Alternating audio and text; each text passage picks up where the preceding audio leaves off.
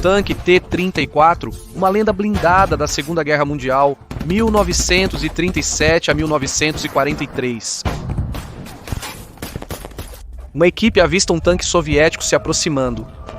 Os artilheiros experientes sabem exatamente o que fazer assim que localizam um tanque inimigo. Eles calculam a distância, alinham as miras no tanque, carregam um projétil de 37 mm na culatra da arma. O comandante dá o sinal e o artilheiro abre fogo. O projétil sai do cano e atinge o tanque em movimento. Quando a fumaça se dissipa, eles veem que nada aconteceu e o tanque soviético continua avançando em sua direção.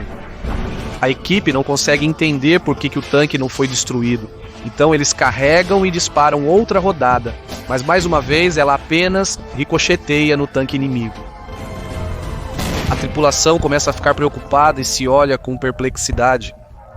Outra rodada é disparada e então outra, mas o tanque continua avançando e agora está ficando muito perto deles. A equipe entra em pânico e abandona sua arma enquanto foge aterrorizada para escapar de serem esmagados pelas esteiras do tanque.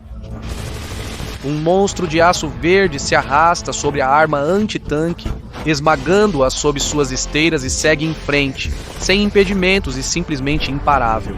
Era junho de 1941. A Operação Barbarossa estava a todo vapor, mas a Wehrmacht estava enfrentando um tanque inimigo desconhecido, completamente diferente de todos os outros.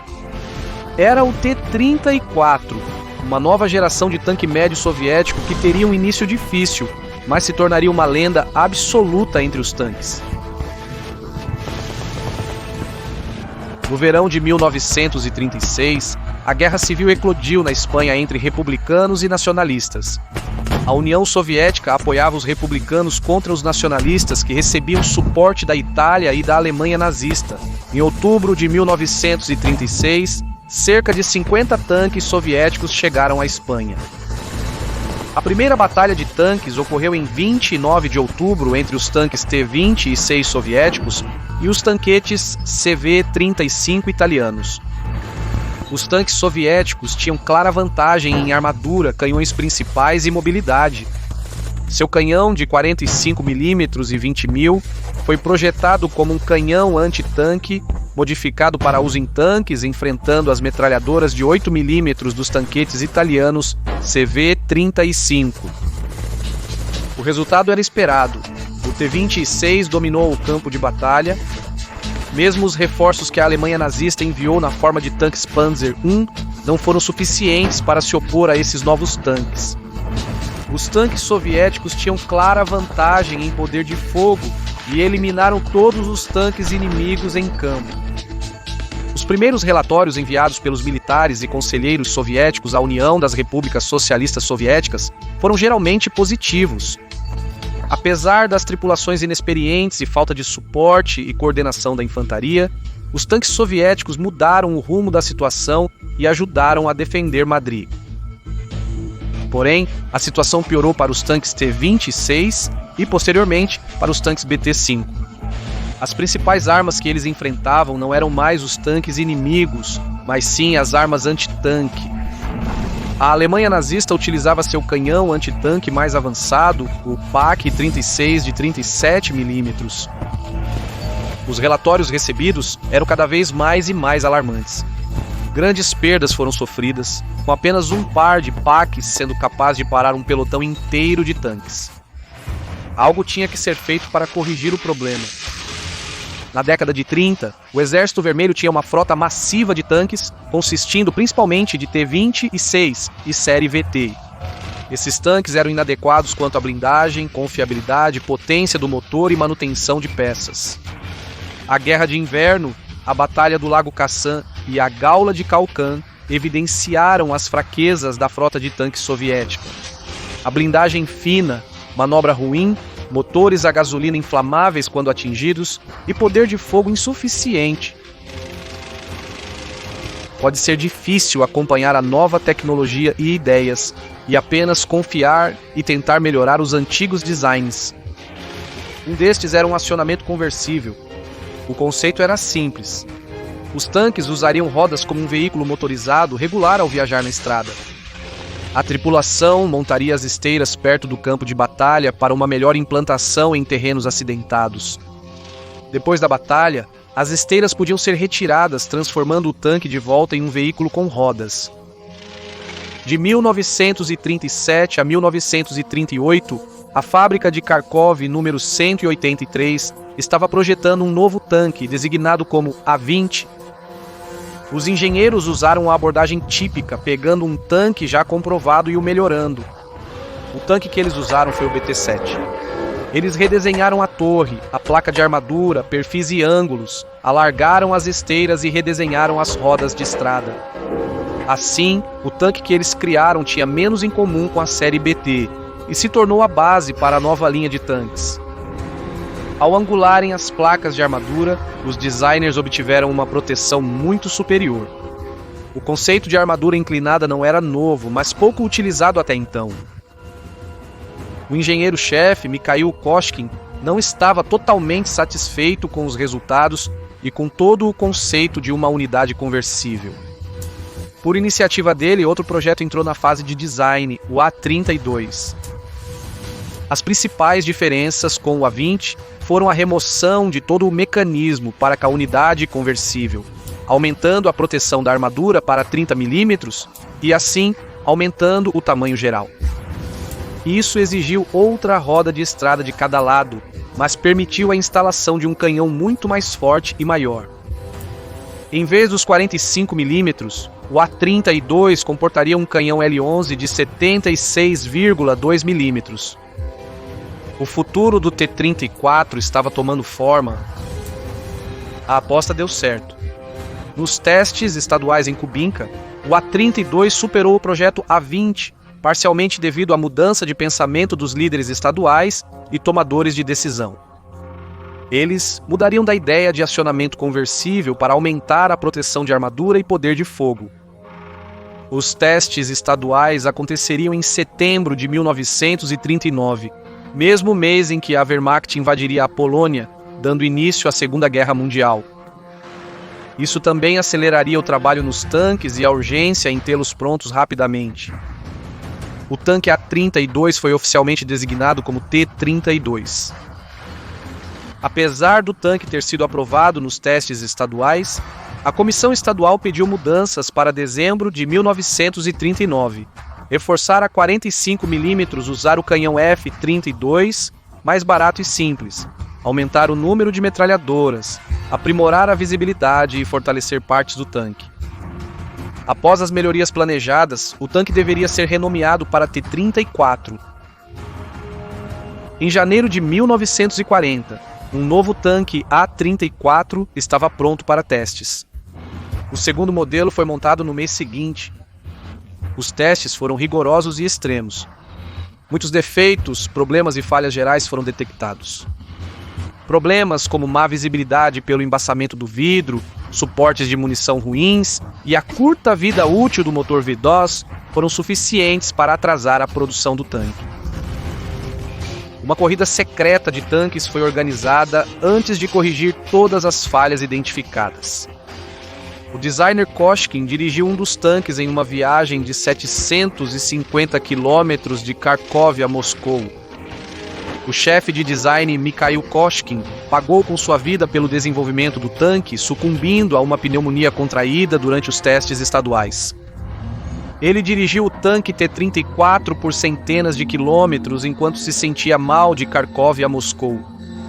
Alexander Morozov o substituiria. A corrida terminaria na Praça Ivanovskaya no meio da noite, nos confins das muralhas do Kremlin.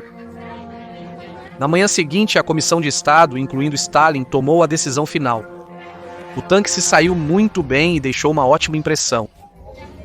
Em 31 de março de 1940, o Comitê de Defesa pediu a produção em massa do T-34 na fábrica de Kharkov. A lenda nasceu e a jornada de aprimoramento e comprovação de batalha do tanque começou. Em 22 de junho de 1941, a Alemanha iniciou a Operação Barbarossa. Foi, até aquele dia, a maior força de invasão da história, com cerca de 3,5 milhões, 3.400 tanques e 2.700 aeronaves. 3 grupos de exércitos marchavam para Leningrado, Smolensk e Ucrânia, visando neutralizar as defesas soviéticas e destruir o Exército Vermelho.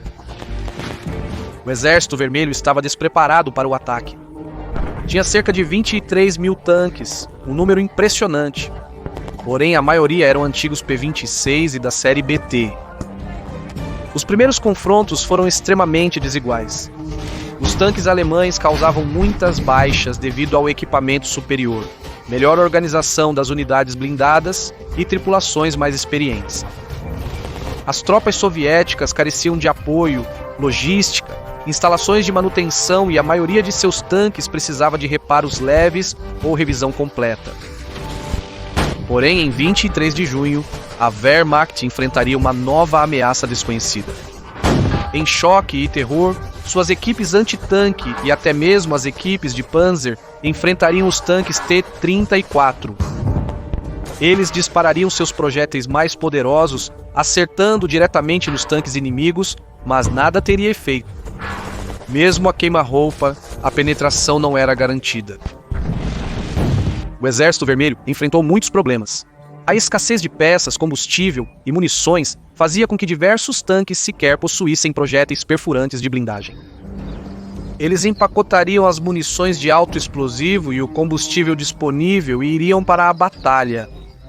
Alguns simplesmente passariam por cima das armas antitanque alemãs. Uma arma foi capaz de confrontar os T-34, a potente Flak, arma antiaérea de 88 mm. Ela tinha penetração e poder suficientes para derrubar qualquer tanque do Exército Vermelho. Felizmente para os alemães, as táticas soviéticas eram ruins naqueles dias. Ataques mal planejados e coordenados, sem coordenação de unidades adjacentes, enviando blindados e veículos em partes, em vez de formação, tripulações mal treinadas e a Luftwaffe com total superioridade aérea. Muitos T-34 foram perdidos para os ataques aéreos de Stuttgart. Eles circulavam os campos de batalha quase sem oposição, pois a força aérea soviética tinha sido dizimada. Em apenas um dia, perdeu entre 1.200 e 2.000 aeronaves, a maioria das quais estava densamente empacotada em pistas de aterrissagem e bombardeada ou metralhada pela Luftwaffe. A Força Aérea Soviética havia perdido muitas aeronaves novas como o Yak-1, MiG-3 e Lag-3. Essas perdas terão consequências terríveis para o Exército Vermelho nos meses seguintes. Assim, dos cerca de 1.000 T-34 que estavam disponíveis no início da Operação Barbarossa, apenas alguns sobreviveram. Muitos foram abandonados, danificados ou rendidos no campo de batalha. As equipes não conseguiam consertar as mais simples avarias mecânicas. Algumas equipes tinham pouca experiência dirigindo os tanques. Alguns viram um tanque pela primeira vez somente quando a guerra começou. Ainda que alguns pudessem ter consertado esses problemas mecânicos, faltavam peças sobressalentes e logística disponível.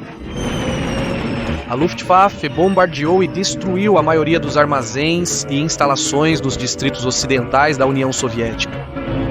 Para piorar a situação, toda a produção soviética estava focada na produção de tanques, não nas peças sobressalentes. Devido às brigas e obstruções na cadeia burocrática, nem todos os T-34 foram equipados com o novo canhão F-34. Alguns tiveram que usar o antigo canhão L-11. Os meses quentes e empoeirados do verão deram lugar às chuvas de outono. Os tanqueiros alemães logo descobriram o que a palavra russa Rasputitsa significava: uma total falta de estradas decentes e um oceano inteiro de lama. Os tanques ficaram imobilizados, perdendo trilhas, e os veículos leves não conseguiam avançar, gerando um caos logístico total. Por outro lado, os T-34 se saíram muito melhor. Suas largas esteiras eram mais adequadas para tais condições, oferecendo menor pressão no solo, e seu potente motor a diesel garantia boa mobilidade em terrenos acidentados. Porém, a produção de tanques soviética passava por dificuldades. Muitas fábricas foram desmontadas e enviadas para o leste, para os Urais e a Sibéria. As fábricas que ainda funcionavam se esforçavam para montar e enviar o máximo de tanques possível para a frente de batalha. Até o final do ano, cerca de 2.000 T-34 foram produzidos. Não era nem de perto suficiente para reforçar as fileiras, especialmente após as pesadas perdas em Kiev, Vyazma e outros cercos. A Operação Tufão foi lançada pelos alemães em outubro de 1941. O objetivo principal era destruir as forças soviéticas que defendiam Moscou e capturar a cidade. Grupos de Panzer lideravam o avanço, atravessando as tropas soviéticas desgastadas e dispersas. O coronel Mikhail Kotukov e sua 4ª Brigada de Tanques assumiram posições perto de Tula, a cerca de 170 quilômetros de Moscou. A brigada era recém-formada com cerca de 22 tanques, T-34 entre outros. Próximo a Metsetsk, o 2º Exército Panzer alemão avançava, mas logo teria uma surpresa desagradável. A infantaria soviética atraiu os tanques alemães para campo aberto. Subitamente, tanques soviéticos surgiram dos flancos da floresta, desferindo um ataque devastador. O as dos tanques soviéticos, Lugushkin destruiu 5 tanques alemães nesta única batalha. Outro as dos tanques, Dmitry Lavrinenko, também alcançou um grande número de abates. O comando alemão ficou surpreso e chocado. O comandante do 2º Exército Panzer, general Heinz Guderian, estava furioso que o avanço em Tula havia parado e o ímpeto foi perdido. Sua avaliação da situação parecia sombria. Os tanques soviéticos demonstravam ampla superioridade. As táticas de emprego estavam sempre evoluindo e mudando. Em novembro de 1941, os alemães enviaram uma comissão especial para avaliar os tanques médios e pesados soviéticos. O resultado disso foi que eles tiveram que acelerar o desenvolvimento e a introdução do tanque Panzer V Panther. Kronk-Katukov abriu caminho para novas táticas de tanques. Os tanques T-34 foram enterrados e muito bem camuflados. Posições falsas foram inventadas.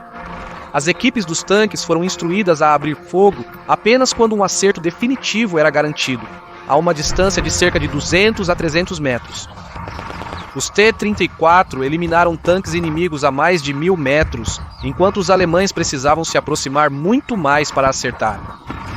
Assim, em 1941, o T-34 podia dominar o campo de batalha. O T-34 teve um papel crucial no contra-ataque soviético perto de Moscou em dezembro. Era comum ver os T-34 com largas esteiras brancas e soldados em cima, avançando contra as linhas alemãs. A tendência persistiu em 1942, mas surgiram adversários perigosos no exército alemão. Para fazer frente à ameaça do T-34, um novo tanque pesado alemão foi introduzido, o Panzer VI Tiger. Com seu canhão principal de 88 mm e 100 mm de armadura frontal, provou ser um oponente à altura. O T-34 teve que usar sua vantagem de velocidade e manobrabilidade para superar o tanque Tiger. Outros veículos, como o Panzer IV AOSF F2, Stug 3 AOSF F série Martyr e o canhão antitanque PaK-40, foram uma resposta direta à ameaça do tanque soviético. Comparado aos antigos canhões de 50 mm e 75 mm curtos, esses veículos estavam equipados com 75 mm de cano longo, equilibrando os duelos com os T-34. Os projetistas soviéticos tentavam melhorar a situação aprimorando o tanque T-34. A principal demanda do alto comando soviético era aumentar a produção. Qualquer mudança não deve refletir fortemente nas cifras de produção. Assim, as mudanças tiveram que ser implementadas gradualmente e com cuidado. O modelo 1942 possuía várias melhorias técnicas, algumas projetadas para simplificar a produção e reduzir custos. Especificamente, foram introduzidos uma torre fundida, nova escotilha do motorista, novo design de trilha, tampa de transmissão diferente e um design de roda totalmente novo em vez de soldagem. A blindagem lateral também foi aumentada para 45 mm. A fábrica de tratores de Stalingrado era uma das maiores produtoras de tanques, responsável por quase metade dos T-34 fabricados. Esta enorme fábrica também simplificava o processo de produção de tanques, criando as formas e designs únicos das várias peças necessárias. Uma batalha massiva ocorreu nas proximidades de Stalingrado e depois na própria cidade. Durante a batalha, novos tanques eram montados e disparavam da fábrica contra as tropas alemãs que avançavam. Uma coluna de tanques T-34 cruzou a ponte sobre o rio Don, perto de Kalash, entre 21 e 22 de novembro de 1942, cercando efetivamente as tropas alemãs em Stalingrado. No início de 1943, o T-34 recebeu mais um pacote de atualização. Este modelo possuía uma nova torre hexagonal, proporcionando mais espaço para os dois tripulantes em seu interior. Novas escotilhas que abertas davam uma forma diferente ao topo do tanque. Os alemães o chamavam de Mickey Mouse, pois as escotilhas abertas lembravam as orelhas do personagem de desenho animado. Foram adicionados novos tanques de combustível externos redondos, uma metralhadora de casco blindado e corrimãos, oferecendo apoio à infantaria, aos cavaleiros do tanque e à tripulação durante o movimento do veículo. No verão de 1943, o tanque começou a receber a cúpula do comandante no topo da torre, proporcionando uma melhor visibilidade em todas as direções para o comandante. Dessa forma, os T-34 e outros tanques soviéticos produzidos em larga escala aguardavam a próxima grande ofensiva. No verão de 1943, uma grande batalha de tanques na saliente de Kursk evidenciou as forças e fraquezas do design dos tanques. Foi aqui que a última grande ofensiva alemã no leste ocorreria e o ponto crítico da guerra. Após a batalha, o T-34 avançaria para o oeste rumo à Alemanha e Berlim. O T-34 mostrou um bom equilíbrio de blindagem, poder de fogo e mobilidade. Seu comprimento total era de 6,68 metros, uma largura de 3 metros e uma altura de 2,45 metros. Pesava cerca de 26 toneladas, quase o dobro da série BT. No entanto, diferente da série BT, o T-34 tinha um 76,2 mm, superando os anteriores de 45 mm em penetração e poder de fogo. Sua proteção de armadura era muito alta para aquele período durante a guerra. A armadura frontal tinha de 40 a 45 mm de espessura no casco e 60 mm na torre, enquanto a lateral variava de 40 a 42 mm. Comparado ao BT-7, que tinha apenas uma armadura de 6 a 13 mm de espessura, isso era uma enorme vantagem. Foi apenas a profundidade adicional da armadura que tornou este tanque tão robusto e forte. O uso de armadura inclinada revelou todo o seu potencial. Por exemplo, uma espessura nominal de 45 mm da armadura frontal do casco inclinada a 60 graus significava que a armadura efetiva que um projétil tinha que penetrar era de 90 mm. Isso deu ao T-34 uma vantagem distinta sobre os tanques alemães e armas antitanque, com as maiores distâncias que ele poderia começar a engajar o inimigo. Havia várias técnicas usadas na fabricação das seções blindadas e na união de todas elas. A armadura do tanque pode ser fundida, soldada ou parafusada. A técnica de parafusar seções, usada no período entre guerras, mostrou suas falhas nos estágios iniciais da Segunda Guerra Mundial. A armadura parafusada tendia a rachar e lançar parafusos e estilhaços quando atingida. A produção inicial do T-34 usou armadura fundida. A coisa em comum era a placa frontal do tanque. Era uma grande peça de metal dobrada usando uma prensa maciça. Posteriormente, a soldagem e o parafusamento substituiriam isso, simplificando o processo e fortalecendo a armadura. Posteriormente, adotou-se uma prática distinta. Duas placas foram unidas por uma viga de 100 mm de espessura, soldadas e parafusadas. No entanto, havia diferenças entre as fábricas em que foram construídas. Os tanques da fábrica de tratores de Stalingrado Possuíam placa frontal de vidro e armadura traseira intercalada com as laterais. A tampa do recuperador do canhão foi simplificada, criando uma forma semelhante a um cinzel. 2 canhões principais eram usados na produção dos primeiros tanques T-34. O primeiro, o L-11, foi um grande avanço em comparação com os canhões de 45 mm anteriores da série T-26 e Betel. No entanto, ele sofreu com falhas, velocidade de projétil mais baixa e um design complicado. O canhão F-34, de design mais simples e eficaz, foi usado posteriormente. Ele tinha uma balística melhor, era mais fácil de produzir e permaneceu como o canhão principal até a introdução dos canhões D5 e S-50 e 3 de 85 mm usados no T-34 até o 85. Ele podia penetrar 92 mm de armadura vertical a 500 metros de distância, tornando-o um adversário formidável para qualquer tanque inimigo em 1941. O exército soviético concluiu, após testes em tanques alemães capturados, que os projéteis de alto explosivo e perfurantes de armadura do F-34 poderiam penetrar ou danificar qualquer tanque alemão a 1000 metros de distância. A carga de combate para o T-30 e 476 era de 77 rodadas para o canhão principal e 4.725 rodadas para as 2 metralhadoras DT de 7,6 2 mm. Alimentando o T-34 estava um motor a diesel 5.2 de alumínio refrigerado a líquido, desenvolvido na fábrica de locomotivas de Kharkiv. Os 500 cavalos proporcionava ao T-34 53 km por hora. Os primeiros tanques produzidos tinham falhas que foram corrigidas depois, mas o tanque em si recebeu um motor confiável e bom. O sistema de partida com ar comprimido e a falta de rolos de retorno se mostraram uma ótima combinação, tanto na temporada de lama quanto nas duras condições de inverno.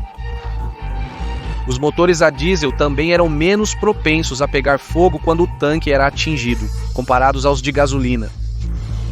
Contudo, devido à escassez de motores V2, alguns tanques T-34 foram equipados com motores a gasolina Mikulin M17, usados na série BT. O tanque T-34 tinha trilhos largos e menor pressão no solo, e pesando cerca de 26 toneladas, tinha uma boa relação potência-peso de cerca de 19 cavalos por tonelada. Ele tinha uma roda livre, 5 rodas de estrada de grande diâmetro e uma roda dentada por lado, dando-lhe uma aparência muito distinta. Comparado aos tanques inimigos, o T-34 tinha clara vantagem em 1941. Os tanques alemães Panzer I e Panzer II não eram páreo para ele. Com armadura e armamento leves, eles não tinham chance contra o T-34. O Panzer III teve um desempenho um pouco melhor, mas seus canhões de 37 mm e 50 mm eram inferiores aos 76,2 mm do T-34, portanto, sua armadura não conseguia penetrá-lo frontalmente a longas distâncias. O Panzer IV também normalmente se saía pior quando confrontava o T-34. Seus 75 mm só disparavam projéteis de baixa velocidade e alto explosivo. O Panzer 35T e o Panzer 38T eram inferiores em todos os aspectos, especialmente por terem a armadura frágil. A mobilidade também era um problema. Os tanques alemães tinham dificuldade em manobrar na lama russa e mais tarde na neve profunda. As suas esteiras eram estreitas e eles tinham propensão a ter dificuldades de arranque, além de ficarem constantemente presos. Ficou claro que o T-34 era uma nova geração de tanque, capaz apenas de eliminar qualquer tipo de tanque que o inimigo pudesse colocar contra ele. Porém, ele tinha certas limitações. O interior era apertado, especialmente a torre, sem cúpula para o comandante, o que limitava sua visão geral e consciência do entorno. A invasão alemã em 1941 trouxe problemas, como defeitos de controle de qualidade, escassez de materiais e peças, além de dificuldades na organização da produção em massa. Havia muitas inovações, peças e sistemas de tanques totalmente novos que não estavam sendo testados de forma adequada. Durante essas distrações, muitos defeitos e problemas apareceriam e os engenheiros teriam um tempo difícil para corrigi-los, otimizar a produção e, ao mesmo tempo, transferir a produção para os Urais e o Extremo Oriente. O local de nascimento do T-34, a fábrica de locomotivas de Kharkiv, foi realocada para os Urais durante setembro e outubro de 1941 devido ao risco de cair em mãos alemãs. Além disso, relatórios das unidades de combate chegavam, queixando-se de várias deficiências e problemas. Às vezes era sobre a vida útil do motor, ergonomia ou rachaduras na armadura. Todos os relatórios foram considerados e analisados pelos engenheiros e comitês decisórios. Aliado às ideias pré-guerra de modernizar o design base do tanque, isso levou à próxima versão e nova onda de modificações. Desde o início da produção do T-34, havia planos e ideias para modernizar o tanque. Uma arma diferente, motor, melhor armadura e até uma suspensão diferente eram ideias na prancheta. A invasão e o início das operações de combate interromperam isso e mudaram as prioridades. Ao invés de mudanças profundas e minuciosas, foram feitas modificações para simplificar a produção e aumentar o valor de combate, mantendo o ímpeto produtivo. Assim, as primeiras grandes melhorias e mudanças foram implementadas em 1942. Em 1942, houve uma grande escassez de borracha na União das Repúblicas Socialistas Soviéticas. Portanto, todas as rodas de estrada de aço foram usadas por bastante tempo. Isso resultava em mais desgaste, ruído e desconforto nas esteiras, mas os tanques eram produzidos e enviados para a linha de frente. Novas esteiras com padrão de waffle foram projetadas, mas pouco usadas nas rodas de estrada de aço. Uma grande melhoria e mudança foi o projeto da nova torre hexagonal. Anteriormente, planejou-se o tanque T-34M, que nunca entraria em produção, mas serviria como plataforma de testes para o desenvolvimento de novas ideias. A nova torre hexagonal surgiu em meados de 1942, oferecendo mais espaço para a tripulação. A proteção da armadura foi aprimorada e o processo foi simplificado em relação à torre original. As torres foram feitas usando duas técnicas, estampagem e fundição. A versão fundida foi feita com uma placa de 45 mm, moldada em uma prensa de 5.000 toneladas. As versões estampadas usavam duas técnicas principais: um grande número de componentes fundidos individualmente, ou 3 grupos, nomeadamente paredes, o anel e o telhado. Essas diferenças eram notáveis e dependiam da fábrica que estava produzindo o tanque. A armadura frontal da torre aumentou de 52 para 70 mm. A capacidade de munição para o canhão principal agora é de 100 projéteis. Em 1942, as escotilhas do motorista e da torre foram alteradas. Variantes mais antigas usavam uma única escotilha de torre, que, caso ficasse presa ou quebrada, poderia ser fatal quando o tanque fosse atingido. A nova torre hexagonal usaria as antigas e novas escotilhas separadas, conforme a disponibilidade e o momento de produção do tanque. As novas escotilhas distintas, quando abertas, renderam-lhe o apelido de Mickey Mouse pelos alemães, devido à semelhança com as orelhas do personagem da Disney. As novas mudanças também afetaram o armazenamento e a capacidade de combustível. Os tanques de combustível externos retangulares foram substituídos por novos cilíndricos, aumentando a capacidade total de combustível em até 150 litros. Mudanças simples foram introduzidas, como corrimãos na torre e chassi, permitindo escalada e sustentação mais fáceis no tanque. Porém, 1942 se mostrou um período desafiador. A Wehrmacht começaria a receber novas armas mais eficazes contra o T-34. O Panzer III receberia um cano de 50 mm mais longo, o Panzer IV foi equipado com um canhão de 75 mm mais longo na variante F2, e um novo PaK-40 também começou a aparecer. Os alemães também estavam adotando novos destruidores de tanques como o Stug 3, a OSF-G e a série Martyr. Isso foi uma resposta direta à ameaça do T-34 e KV que enfrentavam, e as batalhas não seriam mais tão unilaterais. Com o surgimento do poderoso tanque Tiger, a liderança soviética percebeu que o T-34 começaria a perder sua vantagem sobre os adversários. Algo radical precisava ser feito. O maior desafio viria durante a Batalha de Kursk em 1943.